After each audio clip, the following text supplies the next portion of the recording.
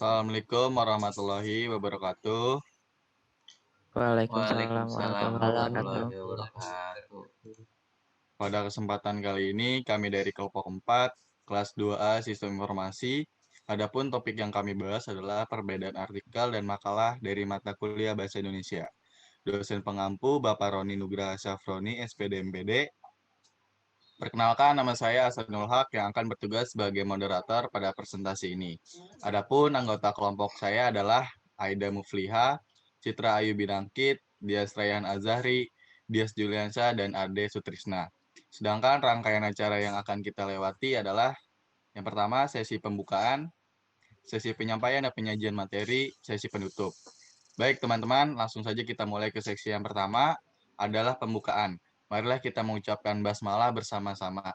Bismillahirrahmanirrahim. Bismillahirrahmanirrahim. Selanjutnya adalah penyampaian dan penyajian materi. Saya persilahkan untuk Citra membacakan materi yang pertama. Materi yang pertama yaitu pengertian artikel. Artikel merupakan karangan bersifat faktual dengan tujuan pembuatannya, yaitu menyampaikan ide, opini, ataupun gagasan, serta fakta dari penulis ke pembaca. Semua hal tersebut harus dijabarkan dengan meyakinkan dan mampu mendidik juga menghibur di saat yang bersamaan. Biasanya dibuat untuk diterbitkan di koran, majalah, dan sebagainya. Selanjutnya, Ciri-ciri artikel. Yang pertama adalah bentuk artikel singkat. Artikel biasanya merupakan karya tulis singkat yang berisi materi dipadatkan sedemikian rupa namun tetap jelas, tuntas, dan juga bisa dipahami dengan baik oleh pembacanya. Yang kedua adalah isi berdasarkan fakta. Di dalam artikel, semua isi yang disampaikan sifatnya fakta dan bukannya mitos. Semua yang dipaparkan haruslah sebuah kebenaran yang sudah dipastikan.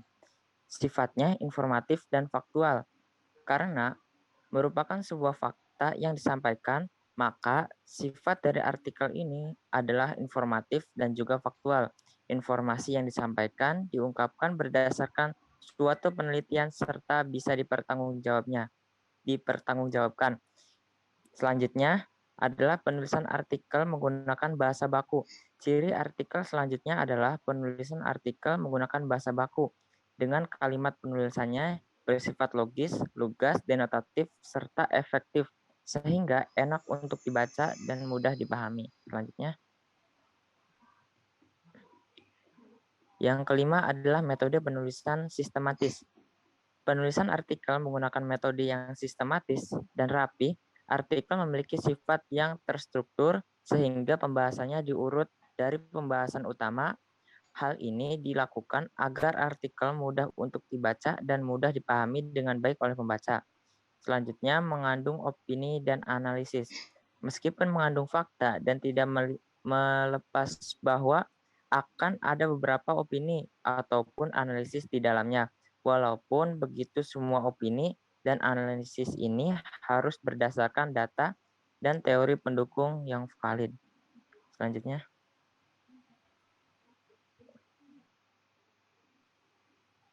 Selanjutnya, pengertian makalah.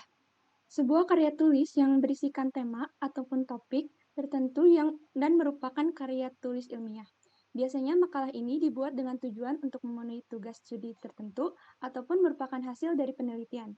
Di dalamnya akan ada ruang lingkup permasalahan, pembahasan, serta kesimpulan dari pembahasan. Selanjutnya,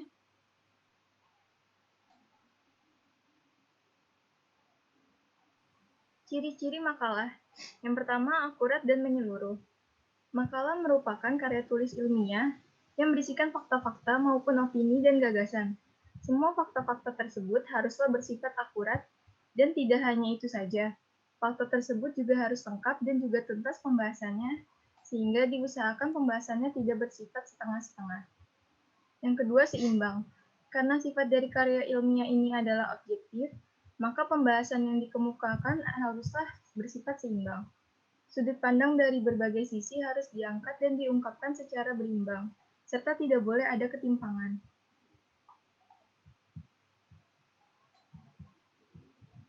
Yang ketiga, memiliki sumber yang dapat dipercaya. Makalah adalah karya tulis ilmiah yang bisa yang sumber dan bahan tulisannya bisa didapatkan dari berbagai bahan bacaan. Meskipun begitu, untuk sumber ini haruslah sumber yang sifatnya bisa dipercaya dan harus dicantumkan ke dalam makalah. Yang keempat, tertata dengan baik. Makalah punya pola penulisan yang sudah terstruktur, sehingga penulisannya harus tertata dengan baik. Adapun sistematika penulisan dari makalah yaitu yang pertama bab 1 pendahuluan, yang kedua bab 2 pembahasan, yang ketiga bab 3 penutup, yang keempat daftar pustaka, yang kelima lampiran.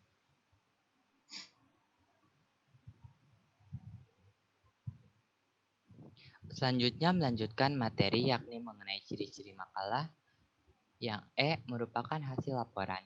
Dalam pengertiannya disebutkan bahwa makalah dibuat untuk tujuan memenuhi tugas tertentu.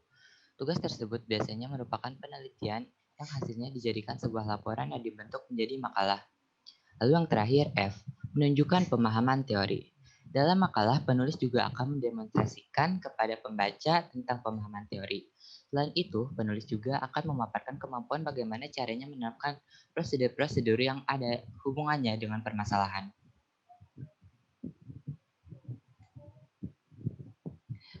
Lalu kita akan membahas mengenai tujuan penulisan dari artikel. Yang pertama, untuk memberikan informasi kepada pembaca mengenai sesuatu, bisa berupa barang, keadaan, ataupun seseorang.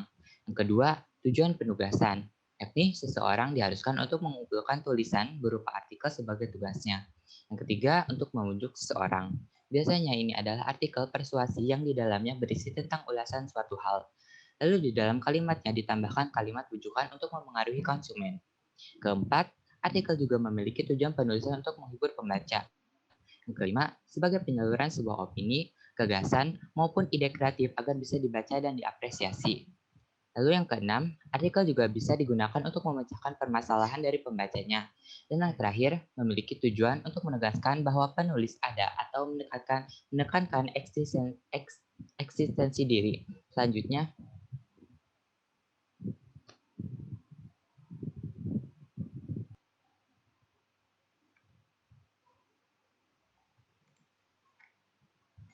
Tiga, tujuan penulisan makalah. 1. Memberikan hasil terkait penelitian yang sebelumnya sudah dilakukan dan menyebarluaskannya. 2. Menambah wawasan dan sumber bahan penulisan untuk pembaca. 3. Untuk mempelajari bagaimana penelitian dilakukan. 4. Sebagai hasil tulisan untuk memenuhi tugas yang diberikan untuk suatu program studi tertentu. 5. Sarana pemecahan masalah dari sebuah penelitian. Next.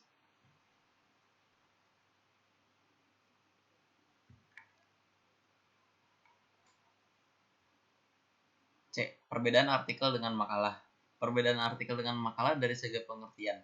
Sedangkan makalah merupakan tulisan yang berisi permasalahan yang berasal dari hasil studi ilmiah. Makalah akan lebih panjang jika dibandingkan dengan artikel, sebab bahasan di dalamnya harus benar-benar tertata, terstruktur, dan tersistematis. Masalah akan disajikan suatu makalah, kemudian akan diberi analisisnya hingga solusinya. Artikel bisa dibuat oleh siapa saja dengan tujuan apa saja. Sedangkan makalah hanya akan dibuat oleh orang tertentu yang memang memiliki inisiatif untuk mewujudkan sebuah tulisan yang sesuai dengan definisi makalah itu sendiri. Pembuatan makalah juga tidak sembarangan karena makalah seharusnya untuk mengisi form ilmiah.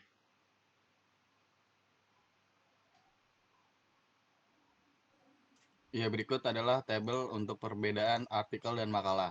Artikel isi lebih pendek, makalah isi lebih panjang, tidak memerlukan sampul, tidak ada abstrak, makalah ada abstrak, artikel ada kata kunci, makalah tidak ada kata kunci, artikel bisa dibuat dengan gaya bahasa formal maupun santai, makalah harus dibuat dengan gaya bahasa formal, artikel tidak harus disajikan dalam forum ilmiah, makalah disajikan dalam forum ilmiah.